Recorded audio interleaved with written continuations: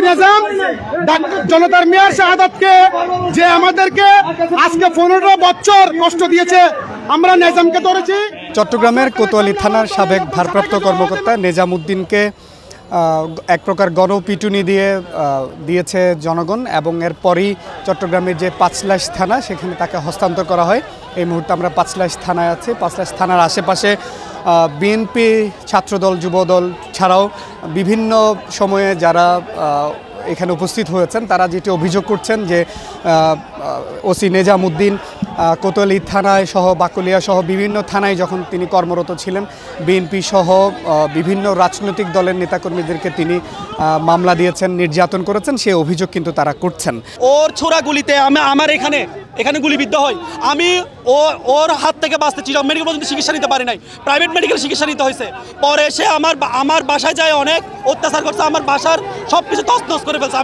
আমি কখনো বাসা থাকতে পারিনি। সে আমার নেত্রীকে নিয়ে অশালীন মন্তব্য করেছে, বলছে আমার নেত্রীর জন্ম পরিচয় নাই, এরকম বলে অশালীন মন্তব্য করেছে। উনি মামলা দিয়েছে আমাকেও 20-30টা মামলা দিয়েছে। উনি সাদাত ভাইকেও মামলা, সাদাত ভাই মেয়র নির্বাচন উনি হামলা করছে, মাইক পর্যন্ত খুলে নিয়ে গেছে, অনেক কিছু করছে, সেটা বলার মতো না। আসলে এটা ক্ষোভের বহিঃপ্রকাশ। এতগুলো নেতাকর্মী আসা মানে ওটার উপর ক্ষোভ আছে, ক্ষোভের বহিঃপ্রকাশ, সেখানে জড়ো হয়েছে নেতাকর্মীরা। এই মুহূর্তে যে পরিস্থিতি, পাঁচলাইশ থানার আশেপাশে বিএনপি নেতাকর্মীরা অবস্থান নিয়েছেন, এবং পুলিশের পক্ষ থেকে ওসি নিজামউদ্দিনকে যে চট্টগ্রামে যে পাঁচলাইশে পাসপোর্ট অফিস রয়েছে সেখান থেকে তাকে উদ্ধার করে পাঁচলাইশ থানায় পুলিশের জিম্মায় রাখা হয়েছে। পুলিশের পক্ষ থেকে এতটুকুই জানানো হয়েছে।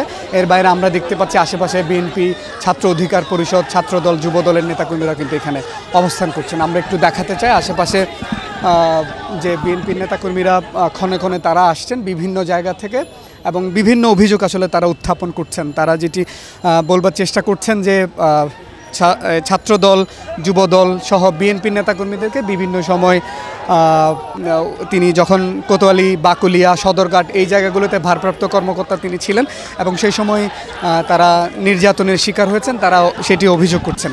তবে এখনও পর্যন্ত আমরা পুলিশের পক্ষ থেকে তাকে গ্রেপ্তার অথবা আটক করা হয়েছে এরকম সুস্পষ্ট কোনো আমরা তথ্য পাইনি। তবে পুলিশ অনানুষ্ঠানিকভাবে আমাদেরকে যেটি জানিয়েছে, তাকে যেহেতু জনরোষের মুখে বা গণধোলাইয়ের তিনি শিকার হচ্ছেন, পরবর্তীতে তাকে উদ্ধার করে পাঁচলাইশ থানায় আসলে পুলিশের জিম্মায় রাখা হয়েছে।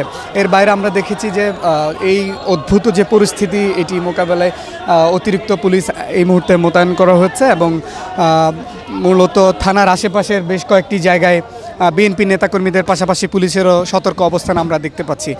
কিছুক্ষণ পরপরই ছোট খণ্ড খণ্ড মিছিল নিয়ে বিএনপি নেতাকর্মীরা এখানে আসছেন, এবং তারা নানান ধরনের অভিযোগ আসলে তারা তুলে ধরছেন। আমি যদি আর একটু দেখাই, এখানে পাঁচলাইশ থানার আশেপাশের এই পুরো এলাকাটাতে বিএনপি, ছাত্রদল, যুবদলের নেতাকর্মীরা উপস্থিত হয়েছেন। আমরা যতটুকু জানতে পেরেছি, চট্টগ্রামের যে পাসপোর্ট অফিস পাঁচলাইশের, সেই অফিসে এলাকায় তিনি যখন একটি স্কুলে খুব সম্ভব তিনি গিয়েছিলেন, সেই আমরা একজন দেখাচ্ছেন যে মাঠের অলরাউন্ডার আমি, আর ঘরের অলরাউন্ডার টাইলক্স। টাইলক্স টয়লেট ক্লিনার, ক্লিন মানেই টাইলক্স। দেখাচ্ছি যে বিভিন্ন সময় হচ্ছে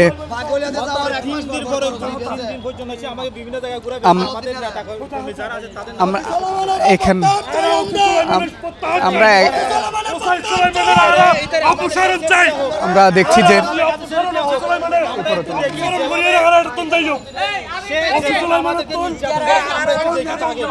ওসি নিজাম আমাকে নির্যাতন করে, আমাকে দেখেন কিভাবে মারধর করেছে।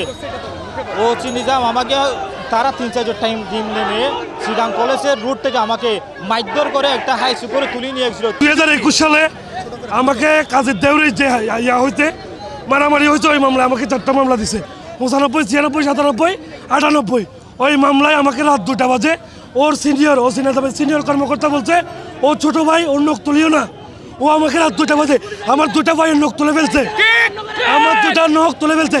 করলে আমার নেতা ডাক্তার সাদাত হোসেনকে গালি দিছে, ডাক্তার সাদাতের কর্মী এই বলে গালি দিছে। আমাকে 4টা মামলা দিছে, এবং আমাকে 6 মাস পর জামিন দিছে। আমাকে অকারণে অমানবিক 3টা মামলা দিয়ে আমাদের গণঅধিকার পরিষদ 10 জন নেতাকর্মীকে কোতোয়ালি থানায় 3টা মামলা দিয়ে আমাদের গ্রেপ্তার দেখাচ্ছে। ওখানে 7 দিনের রিমান্ড দেওয়া হয়েছে আমাদেরকে, এবং কি ওসি নিজাম আমার অন্ডকোষে সে আমাকে এমনভাবে টেনে ধরছে, এবং কি আমার হাতে অমানবিকভাবে আমাকে রড দিয়ে মারছে, রড দিয়ে বলতেছে তোর কোন বাপে বিভিন্ন তোর বিভিন্ন বাপে তোর বাঁচাইবো, আমাকে এভাবে অকর্ত বিভিন্ন পর্যন্ত গালাগালি করছে, বলছে তোর বাপে তোকে বাঁচাক। এখন সর্বোচ্চ জুলুম নির্যাতনের অতিমাত্রা উনি চালিয়ে গেছে, যার কারণে আজকের ওই উৎসব জনতা তার উপর ক্ষিপ্ত হয়েছে। আমি পাসপোর্ট অফিসে যাচ্ছি, পাসপোর্ট অফিসে যাওয়া নামতেছি, তখন উনি গাড়ি থেকে নামতেছে। ওই অবস্থায় তাকে দেখলাম, দেখার পরে আমি জিজ্ঞেস করলাম যে ভাই আপনি কে নেজাম? হ্যাঁ আমি নেজাম। তখন একটা গাবড়ে গেছে, হ্যাঁ। তো আমি বলছি যে আপনি কোত্থেকে আসছেন? আমি ঢাকা থেকে আসছি। আমি চিটাং থেকে কখন চলে গেছে, আপনি কোথায় আছেন এখন? আমি ডিবিতে আছি। আমি কোথায়? ঢাকায়। তাহলে চিটাং কীভাবে আসছেন? কি চিটাং আসছি ছুটিতে। আমি কী কারণে আসছেন? একটা কাজে আসছি। তো কাজে যখন আসছেন, আমি বলছি যে দীর্ঘ 18 বছর যে আমাদেরকে নির্যাতন করে আপনি চলে গেছেন, পালাই গেছেন, আপনাকে আমরা খুঁজতেছি, এখন আপনি যে পালাই গেছেন, এখন আসছেন, আপনাকে আমরা কি করতে পারি? এই যখন কথা বলার পরে ও আমাকে বলছে যে আপনি আওয়ামী লীগের দোষর হয়েছে, আমাকে কলার বেড়ে ধরছে। হয়তো আপনার কেমন সাহস, আপনি আমাকে একজন ওসি হয়ে আমি একজন ওসি হয়ে আপনি আমাকে ধরলেন, আপনি 18 বছর ধরে আমাদেরকে নির্যাতন করলেন, এটার প্রতিফলনটা কী হবে? এরকম হওয়ার পরে তাকে যখন আমি ধরছি, সে আমাকে ধরছে। এতটুকু ধরার মধ্যে আমি লাইভে গেছি। আমার কিছুক্ষণ পরে যখন থানায় আসলাম, দেখলাম যে ওনাকে সেভ করে ফেলছে। আমার দাবিটা হচ্ছে যে 18 বছর ধরে আমাদের নির্যাতন করার পরে ওনাকে থানায় রাখার পরে কেন থানা থেকে তাকে বের করে দিল বা গোপনে কেন রেখে দিল, জনসম্মুখ কেন রাখতেছে না? এটাই আমার সবচেয়ে সুলন ভাই কাছে আমার এটা দাবি থাকলো। শানুন ভাই আমার কাছে দাবি রাখলো তাকে দেওয়ার জন্য, আমি নিজ হাতে তুলে দিছি। আমার ডান পা এখনো যেটা আছে কোতোয়ালির মধ্যে আমাদের ফাটিবের সামনে ছিল, যখন 5 জানুয়ারি ও আমাকে আমার পিছনের প্যান্ট ভরে ধরে আমার গাড়িতে নিয়ে গেছে। আমার ঠ্যাং এগুলো ফাইয়ের মধ্যে 2টা এসআই আমাকে চিপে ধরে এই পাটা আমাকে পঙ্গু করে দিছিল এই সিনাদামে।